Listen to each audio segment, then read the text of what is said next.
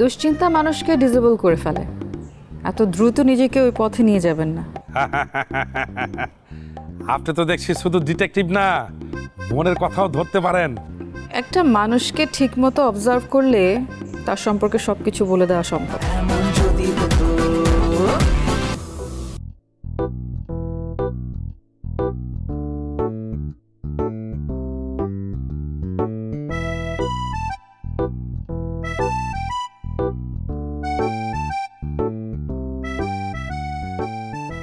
দৈত্যদা, আরে আপনি? হ্যাঁ, আপনাকে দূর থেকে দেখে এখানে চলে এলাম। ভালো করে আছেন? আমি দত্ত। আমি সোহানা। আপনার কথা অনেক শুনেছি ওনার মুখে। আপনি নাকি বাংলাদেশের খুব বিখ্যাত একজন ডিটেকটিভ। তো এখানে কি কাজে আসছেন নাকি শুধু ঘুরতে আসছেন? কাল সারা রাত ঘুমাননি, মনে হচ্ছে দীর্ঘ জার্নি করেছেন। আপনার দৃষ্টি তো অনেক শার্প, ঠিক ধরতে পেরেছেন। ওই রাতে ব্যাংকক গিয়েছিলাম, পরে ফিরে আসছি, অনেক জরুরি কাজ ছিল তো। দুশ্চিন্তা মানুষকে ডিসেবল করে ফেলে। এত দ্রুত নিজেকে ওই পথে নিয়ে যাবেন না। আপনি তো দেখছি শুধু ডিটেকটিভ না, মনের কথাও ধরতে পারেন। একটা মানুষকে ঠিকমতো অবজার্ভ করলে তার সম্পর্কে সবকিছু বলে দেওয়া সম্ভব।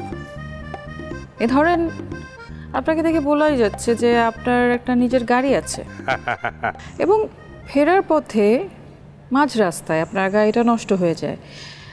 কিছু না পেয়ে ফেরার পথে আপনি কোনো ট্রাক বা লরিতে করে ফিরেছেন, আর সেটা হতে পারে কোনো পণ্য কিংবা কাঁচামালের লরি। Am I right? আপনি এত কিছু জানলেন কি করে? Just observation. মনে রাখবেন, সোহেনা কিন্তু গোয়েন্দা এবং নামকরা গোয়েন্দা। হ্যাঁ, এখন মনে প্রাণে বিশ্বাস করছি, কিন্তু অবজারভেশন এত নিখুঁত হয় কি করে জানার খুব ইচ্ছা। একটু বলবেন কি? আপনার যে গাড়ি আছে এবং সেটা আসার পথে নষ্ট হয়েছে, সেটা বুঝেছি আপনার হাতের দিকে তাকিয়ে। ঠিক ঠিক বলেছেন। ইঞ্জিনটা নষ্ট হওয়ার পরে আপনি নিজের হাতে ইঞ্জিনটা নাড়াচাড়া করেছেন, সেজন্য হাতে কালি লেগেছে। হাতটা ধুয়েছেন, কিন্তু নখে কালিগুলো এখনো লেগে আছে। সেটা যে যাওয়ার পথে হয়নি, এটা বুঝলেন কি করে? যদি যাওয়ার পথে হতো তাহলে এত ভোরবেলা আপনি পাতায় পৌঁছাতে পারতেন না, হয়তো রাতে পাতায় ফিরতেনই না। ঠিক আছে, কিন্তু ভেজিটেবলের লরিতে করে যে ফিরেছি, এটা বুঝলেন কি করে? এই আশপাশের এলাকাটা আমি ভালো করেই চিনি। যেহেতু আপনি এখানেই থাকেন, সাউথ পাতায়াতে আপনার বাসা হওয়াটা স্বাভাবিক। Am I right? জি। আমাদের পেছন সাইডে একটা হোলসেল বাজার আছে। M I right? জি, ঠিক বলেছেন। নিশ্চয়ই বাসায় যাওয়ার আগে ভেবেছেন যে পরিবেশটা সুন্দর আছে সকালবেলার, তাই একটু হেঁটে যাই, তাই এখানে এসেছেন। Am I right? এক মুহূর্তের দৃষ্টিতে আপনি এত কিছু বলে দিতে পারছেন। আপনি তো বিখ্যাত গোয়েন্দা হবেনই। খুব ভালো লাগছে আপনার সাথে দেখা করে। আজকের মতো আমি আসি, ভালো থাকবেন। গেলাম, হ্যাঁ, পরে আবার কথা হবে।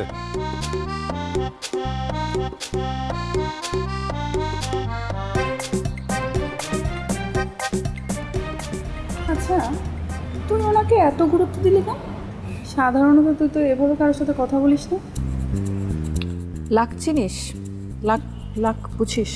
কি ইন্টারেস্টিং। আমার লাকও ফেভার করে। আচ্ছা, তুই যা, আমি একটু আসছি।